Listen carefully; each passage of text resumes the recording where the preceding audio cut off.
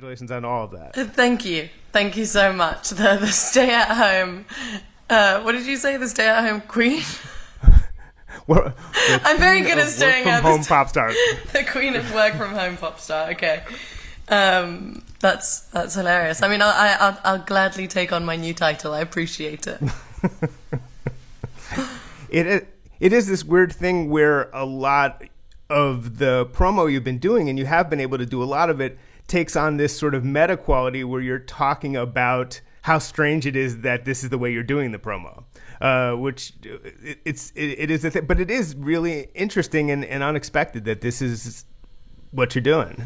Yeah, I mean, it has been interesting to really have an album rollout like this. I never thought that anything like this would happen or that I would be promoting it in this way, but it's interesting to see how sometimes you could have a plan and it go all out the window and it still be okay, you know? Still, you know, you just kind of roll with the punches and you I guess, adapt to certain circumstances and try and make the most of it. You know, we're all at home together, and I think the important thing is just trying to, you know, get over this in whatever way you can. You know, every person individually, whatever makes it easier for you. And for me, it's been quite good. You know, a lot of my days have been filled. I'm still, you know, working a little bit remotely and trying to come up with creative ideas on TV performances and stuff like that. So it's been challenging, but it's been fun and a massive learning curve. Well, yeah, not only have you never done this before, literally no one in the history of human civilization has tried to promote a big pop album entirely from home. So no one could blame you for taking a while to adapt. It's wild. Yeah. But but you know, to get to your level, a lot of people, and this may or may not be true for you, a lot of people have to have kind of a thing for control. And getting things in order and that kind of thing. Is that true for you, and is that something to a certain extent you've had to let go during this? Yeah, absolutely. I mean, honestly, when I did my first record, everything just kind of happened so fast, and I felt like I didn't really have time to organize anything. I was like rehearsing on the road. Like the first few nights of tour would always be the nights where I'd like figure out what my tour list would be, like what I was going to perform, how I was going to, you know, do stuff. Everything I was learning, and I was like, okay, second album, I'm gonna have everything really organized. I'm gonna, you know, finish my record and then think about the visuals so I can create like a whole world around it. And you know, like I said, having a plan and feeling like you have this like organized mess almost, and it just it disappears. But yeah, like I said, unprepared but always ready. Totally. And if there hadn't been something of a leak, would this have ever happened, or do you think you would have held it? Yeah, I was going to put it out April 3rd anyway. Okay. I was toying with the idea of moving it later, but then I decided that I wanted to put it out on April 3rd because this album, like, I made it to kind of get away from any pressures or opinions of other people or whatever was going on outside. And I was like, okay, maybe I just have to put it out now, you know? And then the leak happened, and it just moved it to a week earlier. So we were already ready and prepared to just go for it. And I guess the leak kind of just pushed it forward a bit sooner, but it didn't really change our plan. So we were able to kind of carry on as normal, really. I think you saw something that we all got to see when we heard it, which is that, as everyone keeps saying, it's weirdly appropriate for now, in that it's such an escape. It's so fun. It's so light on its feet, and it's kind of what we've talked a lot on the show and in general and in real life, just like what are people listening to kind of escape from now. And yeah, you can listen to really maudlin acoustic music, or you can listen to a super fun dance pop album, which is what you made. Thank you. I guess that was kind of the thing that I was maybe the most conflicted about when thinking about whether I wanted to release it, because it being such like an upbeat, high tempo, you know, an album that you would just want to dance to, I wasn't sure if it was really the time to put it out to celebrate, I guess, during a time of so much suffering. And that was where my conflict was really coming from, that I just, you know, I didn't know if anyone would really want to hear it. And then I guess I just stuck to my guns and hoped for the best. And I'm happy that it gave people some comfort during this time and made fun kitchen dance parties and, took people away from what's happening outside, because, it is quite unsettling, everything that's going on. And for me, music serves as an escape and to get away from stuff, and so I'm really happy to have been a part of some people's escape during this time. I think the fear could have been was like, how tone deaf to release this fun album when everyone's suffering. Like, that's the kind of nightmare, right? It's like, It's like, how dare she? I mean, that's the thing. It's like it could have gone either way, but I'm happy it obviously was the latter. It's some things, I do like believe in fate, and I feel like everything just kind of happening now. Maybe it was just meant to be this way. Now, I think at one point I read that you were kind of walking through Las Vegas, and the words like sort of future nostalgia came to you, and that was kind of a crux for starting this album. Yeah. I was there doing some promo for a radio station, and I kind of realized that I'd never really walked around Las Vegas ever, because I'd kind of just gone done work or did a show or whatever, and everything was really fast, and I had some time, and I had started writing for the record, but I was still touring and performing, and I hadn't quite like honed in exactly where I wanted to go with this next project.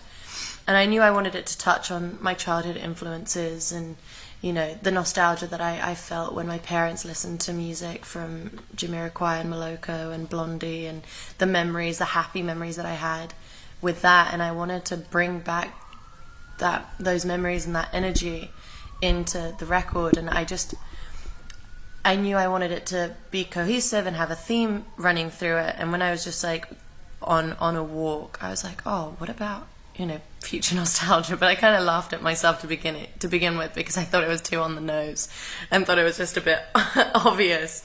But I thought it also just sounded cool, and I wanted to, work and embellish on that, it's the merging of two worlds, of two different sounds, of something that's current, but something that also reminds me of really fun times and the energy that comes from those artists and that music. I wanted to bring it back, and it was also something I felt like I wasn't really hearing on the radio at the time. Totally. Well, there's all this disco. Yeah, sorry, go on. Sorry. And that was it. Please. No, that was the experience of walking in Vegas is wild. I remember what I think of is like one time I'd done an interview there, and then I like took myself to a steakhouse and got kind of buzzed on wine, and then walked like through all that, like the tourists and like the flashing lights and the thing, and it's like kind of a sensory overwhelm. Yeah. and there is something a little like crazy and futuristic about it, especially if you're not totally sober. I don't know what your experience is. It's definitely an overwhelming place for sure. I think when you walk down the strip, which is where I was on, I mean, it could have been, but then there's also like a little bit of like a almost Rat Pack vibe to it that I feel like looms the city. So it could have just been a subconscious thing, but that was where it happened. And I literally I text my manager, and I was like, okay, I think I have the name, but don't tell anyone, because it was like a baby name where you don't want anyone to hear it, right, until you're ready to put it out. And it was like, okay, now I'm gonna work backwards from this. And I think pretty early on, I don't know if it came before or after the title revelation, but you had specifically Prince's Electric Chair. Yeah. Was a song that was kind of a big touchstone for you. When and how did that come in? And that's such a cool choice. It's from the Batman soundtrack, if people don't know it. Yeah, I don't know. I just I think I kind of just wanted to dive into songs that I would know if I heard, because my parents would play it around the house, but the ones that I didn't really have the knowledge about. So I feel like I just spent some time digging in and just learning about, songs and re-listening like some of the Outkast tracks, and, just kind of diving into so many different artists that I feel like I knew a lot of them from, music that my parents like listened to, but I didn't really know all the background to it, and I felt like I hadn't listened to them in a while, and I wanted to see if they gave me the same feeling. And it was, I just love Prince's musicality, really, and everything that he created was very much him and his authentic kind of touch, that when you would, of course, his voice stands out so much, but it was more just kind of touching on memories and trying to learn the backstory to it. And then I have to admit, I don't think I'd ever heard of Moloko until I saw that you were mentioning it. And then I was like, oh, I'm going to listen to this song and I'm going to know it. And I actually never somehow totally missed the existence of this group, and they're awesome. Yeah, they're awesome. It's Rasheen Murphy who's the front lady or front man of the group, and Sing It Back is just a song that if it randomly comes on like at home, everyone in my house would just sing it to each other, and we'd get up and dance, and there would just be like a really fun energy to it. And it was it's definitely one of the songs that really inspired this record. Yeah, once I found it, I said, wow, that really is, it's not like you ripped it off, but it's like the energy of it is so on the record, which I think that's one of the things that makes it so cohesive, is that you had these touchstones and were in such a specific lane as opposed to whatever, and it's, which must have been tricky to maintain for that many songs, and also I think you recorded like 60 songs to pick the song. And it's also, this is not like an insanely long album, and I think you said you didn't want people to skip any tracks, which spoke to like sort of quality, consistency, and also like not a 2-hour long album, like a tight old school album with real consistency. So but tell me about the other tracks on the album, and how, and was that one of the hardest parts to kind of like pull out that honestly many songs? And to be quite honest, it was fairly easy, because some of them were just a bit rubbish, and I was just kind of writing in the process, and I was still kind of figuring it out, and I was, I feel like I just spent time just going, okay, I really like this, let me see if I can get better, and if I can try something different, and that's just kind of how it went, until I felt like I had like a full body of work that I was like, okay, these are my top songs. And a lot of the time it was like when I would leave the studio, I'd be like, okay, I really, really love that. So I would write it down, and I would make sure that I held like a list, which essentially came down to like 25, and then got a little bit shorter. And there are some songs which I'm keeping for a little while, then maybe you guys will hear it soon. But I felt like those were like my top 11 tracks that really stood by like the theme of the record, and also represented like who I am as a person and as an artist, and things that were very like prominent to me in like my life. Totally. And there was, I think other people have asked you about this, but it's fascinating that there was a Nile Rodgers song. And I think you said it was a bit too old school disco. You needed the future disco. But can you tell me a little bit more about that song? Because he's awesome, and I'm curious. Yeah, about that. He is. He's really awesome. It was actually, he came into God, and this sounds so bad because I really wanted him on the record, but he came in to do some additional production on a few songs, and I think a couple songs I chose not to put on the record. Just because I felt like they no longer like resonate with me, and I didn't feel like I wanted to put them on. And one song which he added some bits to, just, I don't know, it just kind of took it in a bit too far in like the nostalgia direction, and I wanted to include like a bit more going back to like my first record, like a bit more electronic sounds, in which then I ended up working with the producer Stuart Price to do some additional production to kind of bring that feeling into a lot of the songs alongside my producer Cos. So they just, essentially everything started quite nostalgic, and then they helped me bring the future elements into it. And one day I'd love to work with Nile Rodgers if we start something from scratch. I feel like maybe the song was already at a point that it already had the nostalgia. Right. And if he starts doing funk guitar over it, it just becomes right. But Stuart Price is an awesome choice as well, and so appropriate in that he's a ray of light and other things. What did you learn from watching him at work? Well, I guess with Stuart, it was for a lot of it, I just let him really do his magic, and add onto songs like Hallucinate, where it's very subtle production bits that just elevated it in a different way, that gave it, and for Levitating too, and it just gave it like a different kind of richness almost to the songs. I don't know. Yeah, fair enough. And when you went in to write the title track, that's a lot of weight if you've already decided that this song that doesn't exist is the title track of the album. So how did that go down? Because that's the kind of pressure that could result in never having a song, Yeah, I mean, it wasn't. It was. We kind of started the song as just for fun. I was in the studio with Jeff Basker, and we had just hung out for a couple days, and we were talking about all kinds of stuff. But he had he really loves architecture, and he had all these books in his house, and we were reading through them. And then he goes, "What's your album going to be called?" And I was still kind of not really telling people, but I was like, "Okay, I'll tell you if you promise not to tell anyone."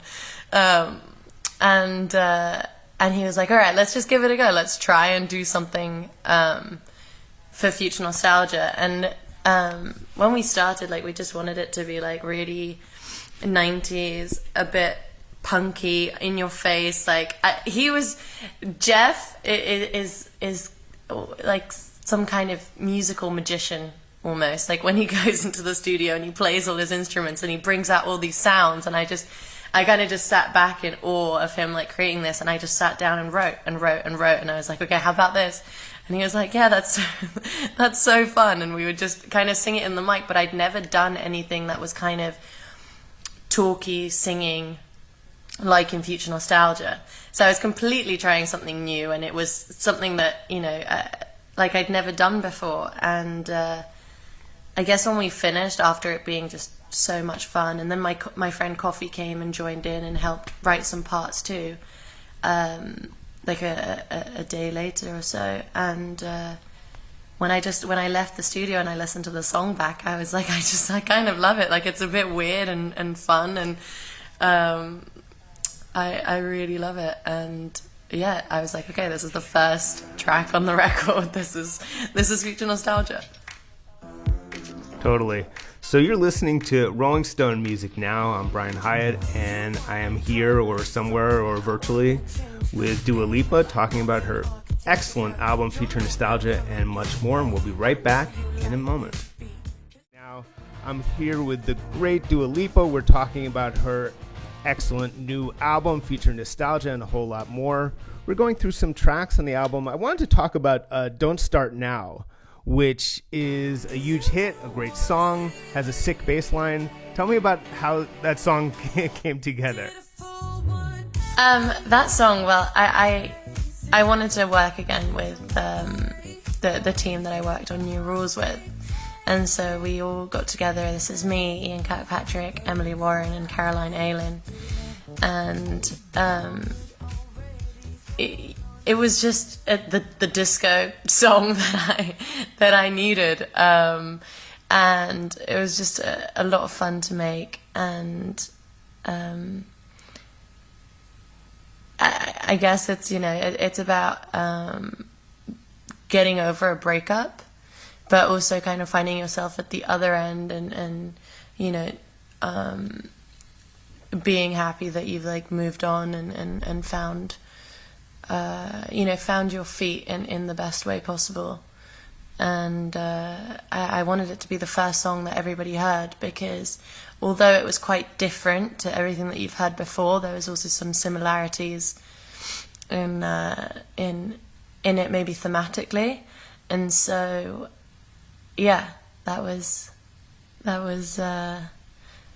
And I remember after I did my final vocal, Ian sent it to me, and I was at Glastonbury, and I had to take a step back from the field and put my headphones in and listen to it, and I was like, oh my god, I love it. I was so happy.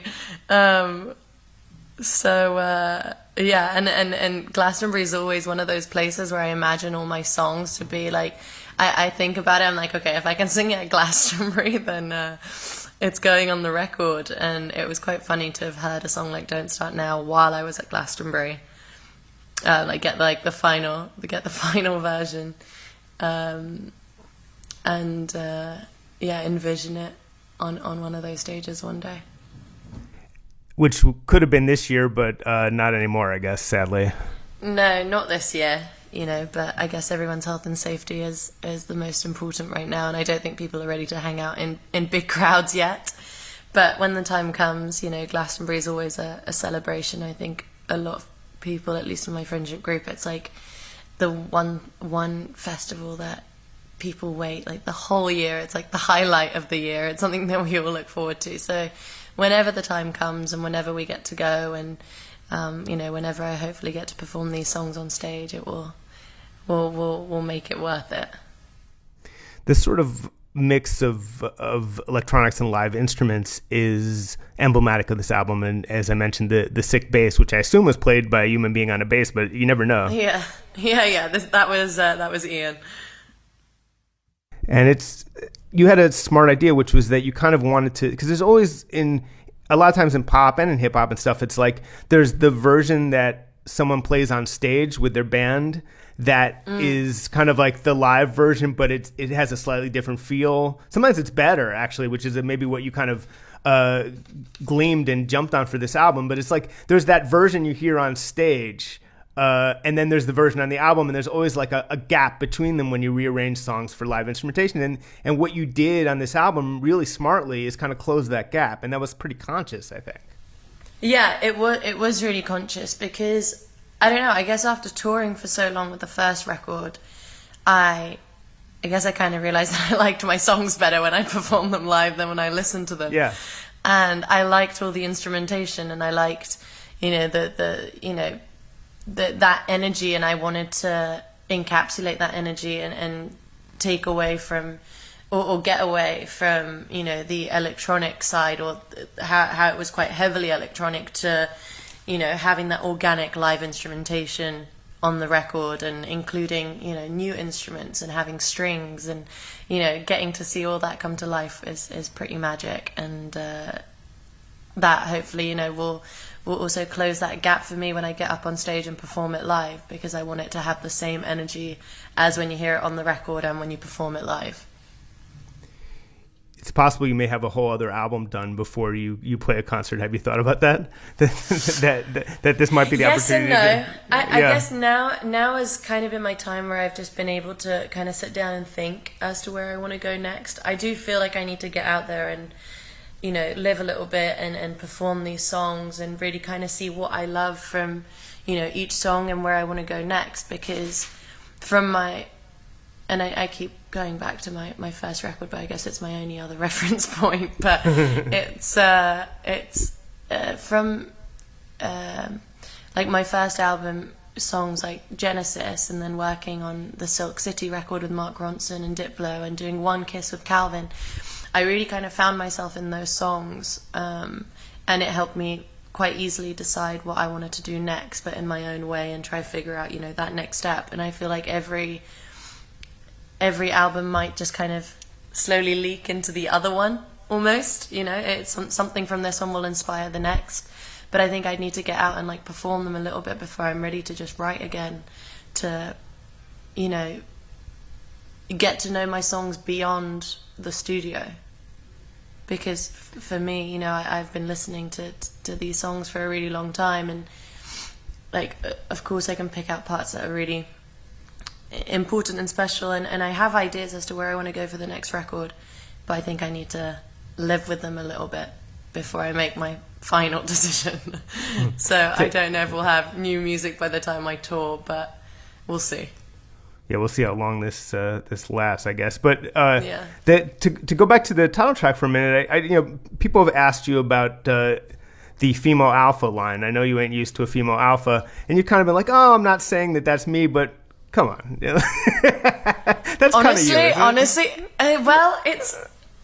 I definitely have grown in confidence for this record, but I also feel like when I put certain lyrics like that into my record, when I perform them, then I do feel more empowered and stronger. And I'm like, I am the female alpha.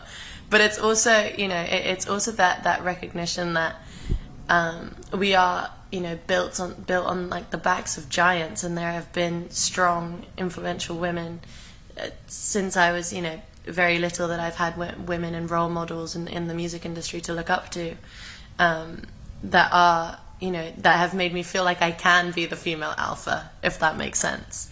And so, it's I guess maybe it's about solidarity and us being strong together, and us all being the female alpha because we can. Who are the, well, it's also like sometimes people write something that they can then kind of try to live up to, like writing the ideal of the dream, and then by singing it enough, then you embody it. I think that is something that happens, especially in music. Yeah. So maybe just singing it enough times makes you believe it. Makes you believe it. It's a form of manifestation, I feel. Definitely putting that energy into yourself. So yeah, I think so. When you think of the female alphas in pop, or in general in the past, like who pops to mind? Who is that? Who embodies that for you besides yourself? Pink, Alicia Keys, totally, Nelly Furtado, Madonna, Janet Jackson. And Janet Jackson wasn't somebody that I really listened to growing up, but it was through my friends, I more kind of started going back to some of her songs, because just after Glastonbury again, when she performed, I went to go see her, but there were lots of songs that I didn't know, but just listening to the lyrics, I was like, oh my god, like it's so empowering and strong, and taking control of her sexuality and not being afraid. And I thought, it's we've had strong women at the forefront for so long, but for some reason it somehow feels like feminism in music is like a new thing, or maybe it's more at the forefront of like media, and like people are talking about it more than they did before. I don't know, but especially when you think about someone like Madonna or Janet Jackson, everything is so like sexually charged and very empowering, and it's I think it's important for us to kind of dig into that history of music as well. It's funny, but people were kind of struck by Good and Bad, and they're like, oh my god, it's so sexually explicit, she's so comfortable with it. But you're totally right. If you just think of Janet Jackson or other things, or Madonna from 20 or more years ago, they were doing the same thing. You maybe took it farther in like one line. Yeah, maybe I did, but it's just, it is what it is, and I feel like we should be free to kind of talk about things as we wish. I think for women, we've always, and maybe it's just me wanting to like push the boundary a little bit further, because for a woman's meant to be seen as someone like really polite and really quiet, and we don't really talk about sex, and it's all that kind of stuff. But why is it that men don't get looked upon differently if they talk about their experience? And that's what I wanted to kind of do with that song. It's also probably all the rap you've listened to probably feeds into that again, because there's a much even more of a history of like total frankness, especially from dudes in hip hop. Yeah, absolutely. But again, there's I don't know. I think sometimes in rap music also can be a little bit demeaning and degrading to women. Totally. And maybe it makes me a bad feminist that I like listen to those songs, you know, but it you know, it just makes you human, I think. It's I don't know, it is different, I guess, when women say it and speak about it. Like I'm just talking about the experience. I'm not like trying to put anyone down or anything. I'm just if anything, I'm saying it's great, but it's just not quite what I want. Right. But I mean, the one line, was there anyone around you who was like, maybe you should pull back from the "we don't know how to talk, but damn, we know how to fuck"? I mean, was anyone's like that? That's a bit too far, isn't it, Dark? That's very much me, in the sense of that's probably just how I would talk with my mates occasionally. Not all the time, but occasionally with my close friends.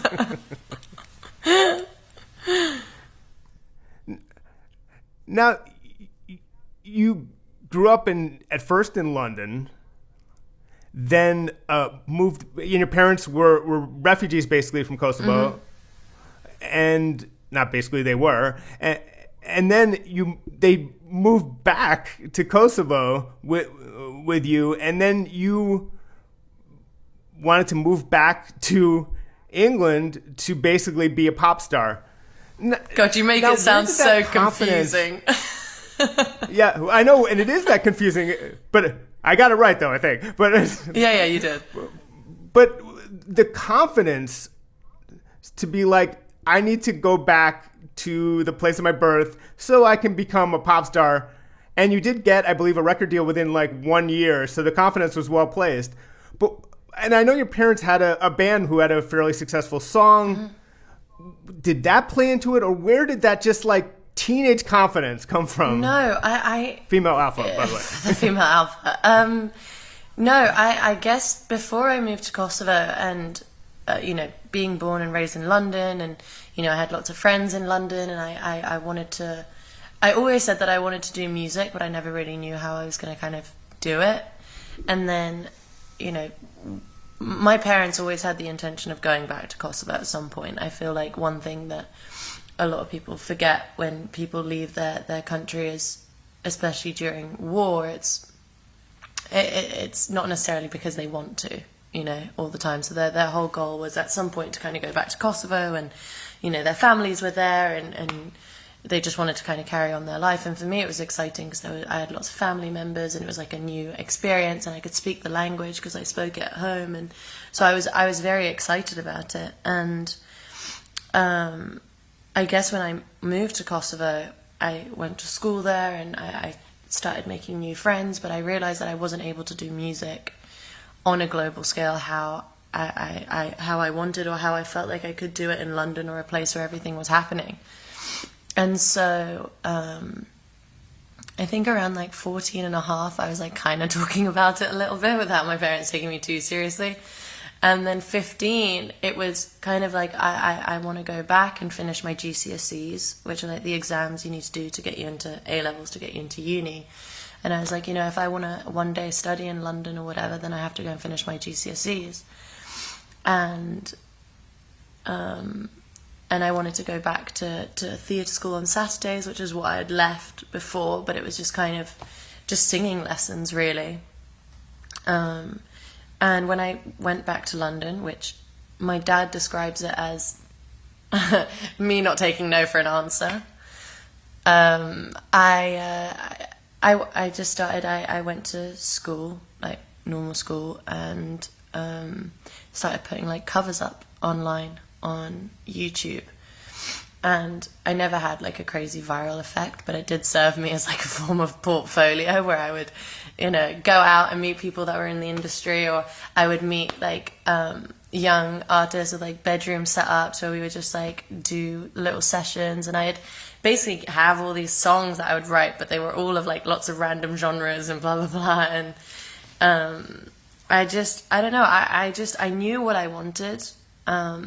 And I think when I moved to London, I just knew that I had to do everything myself, and I had to, you know, if I wanted to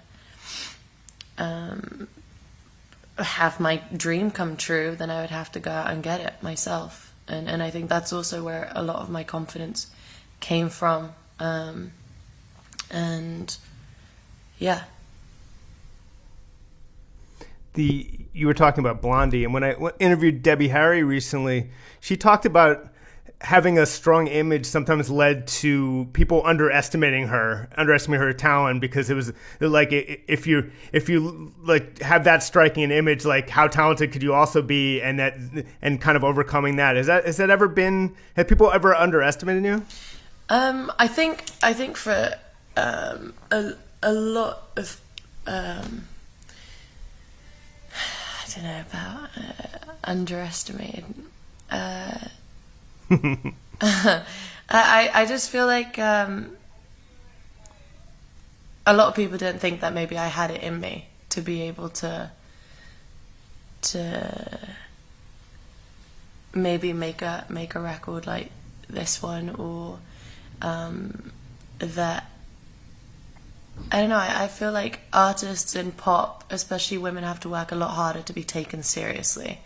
I don't know about underestimated, but I feel like you have to work a lot harder for people to really believe that these are your words, that you have done it, that these are your lyrics, that you've sat in these sessions, that you have worked, that this is your vision. Because for so long, I guess people have thought of pop as manufactured. And so in that aspect, I feel like I've had to work really hard to kind of prove myself, whether that was either in the studio, like while I was writing my first record, you know, I felt like I would have to go into sessions and really prove myself to the people around me that I can write and I deserve to have a place in the studio, and like assert myself and know what I want to say. And I guess for the beginning part, you know, being so young and nervous, like I felt like I would go into rooms and people would come out with certain ideas, and I would think that they were better than mine because they'd been doing for longer than I had. But I then soon realized that if I wasn't there to go in and assert myself and, you know, talk about things that I was really passionate about, then I wasn't going to get to where I wanted to be.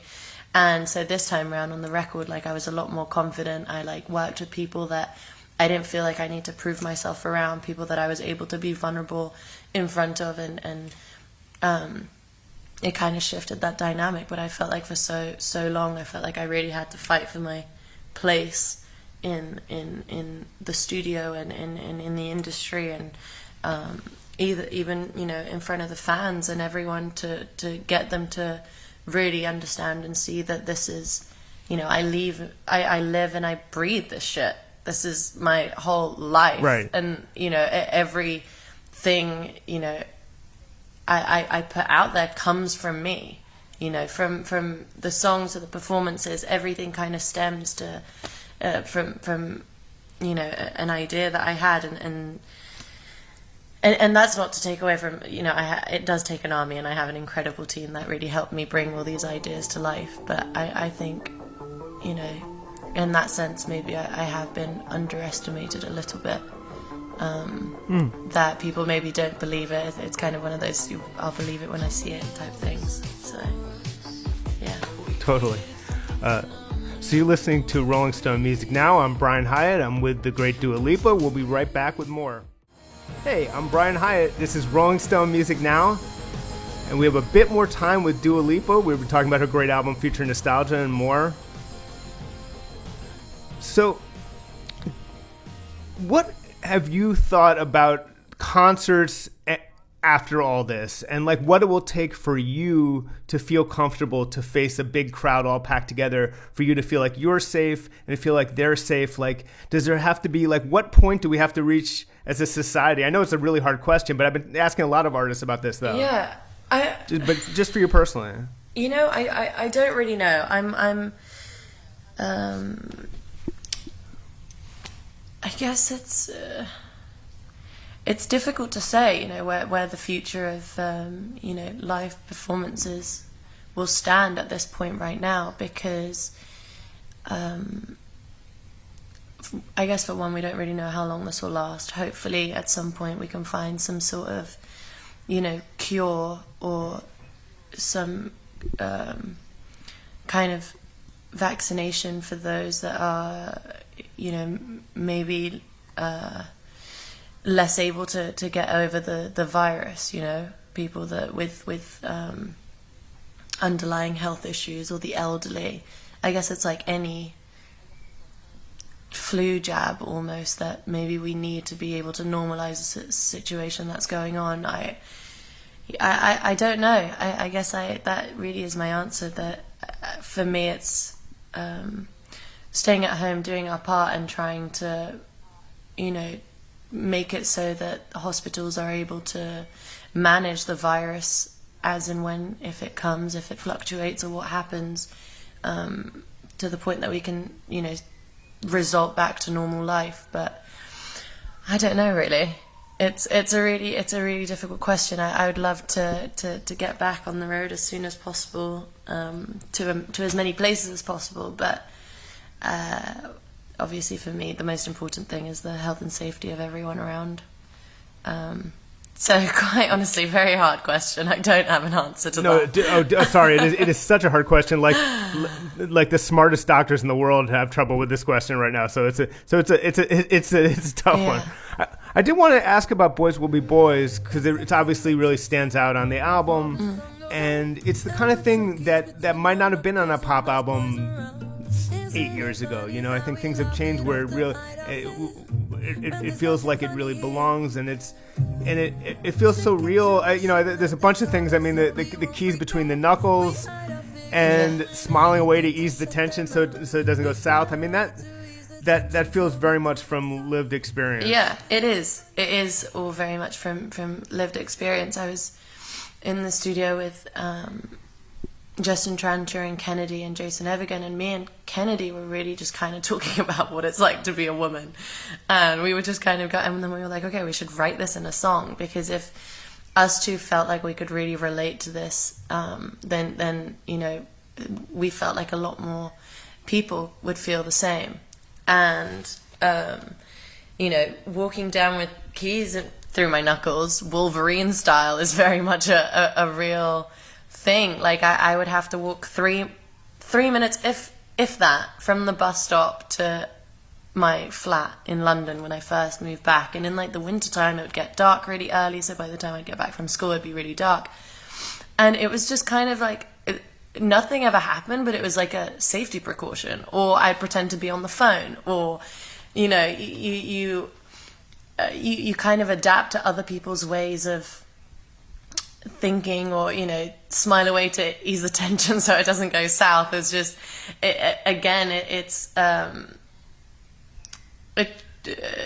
avoiding sexual harassment by like slowly being like, ha ha ha, yeah, very nice, and then you try and move on, which in some instances people would say, oh well, you just have to stand up for yourself, but also that could also be dangerous for a woman to just put themselves in that situation. So it's just talking about all the different ways of things that we've had to deal with, and it's not like a pointing fingers thing, but I would want it just to be like a conversation starter, people to ask questions. For me, it's about my younger audience and my younger generation, the younger generation listening to that song and maybe posing questions and asking why, and why do girls have to go home earlier than boys, and why can't we stay out till later, and why do we have to,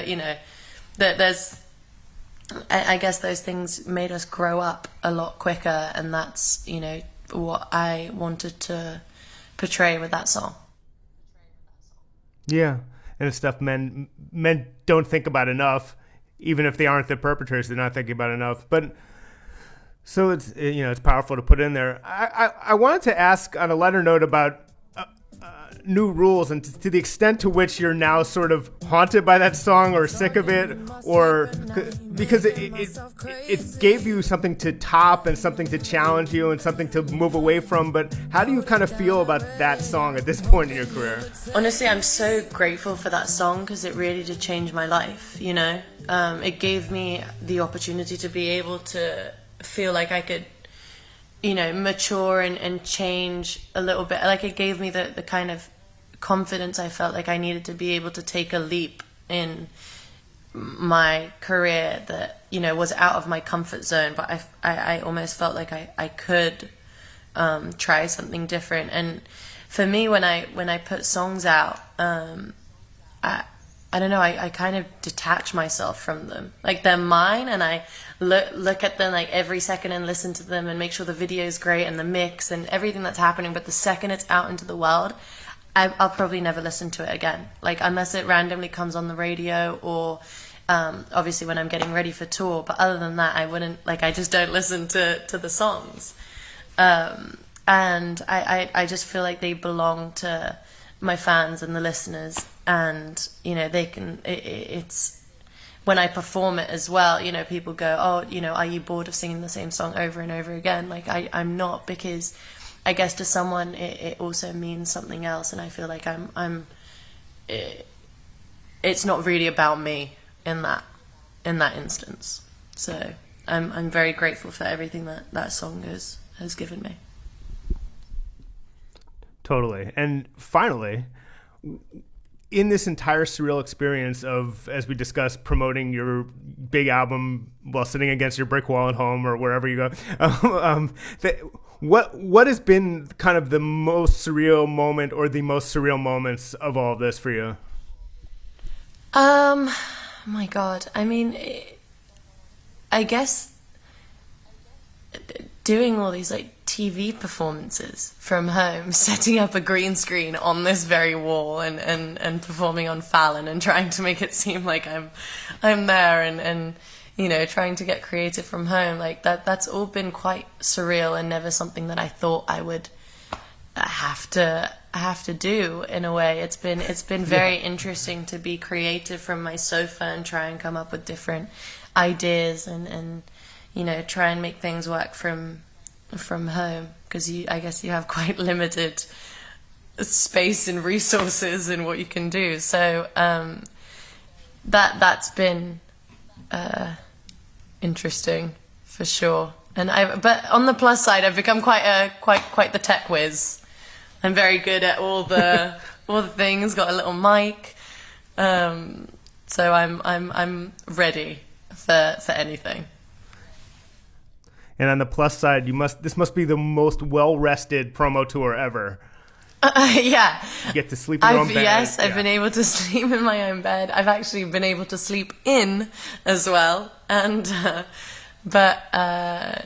yeah, it's, God, I just don't,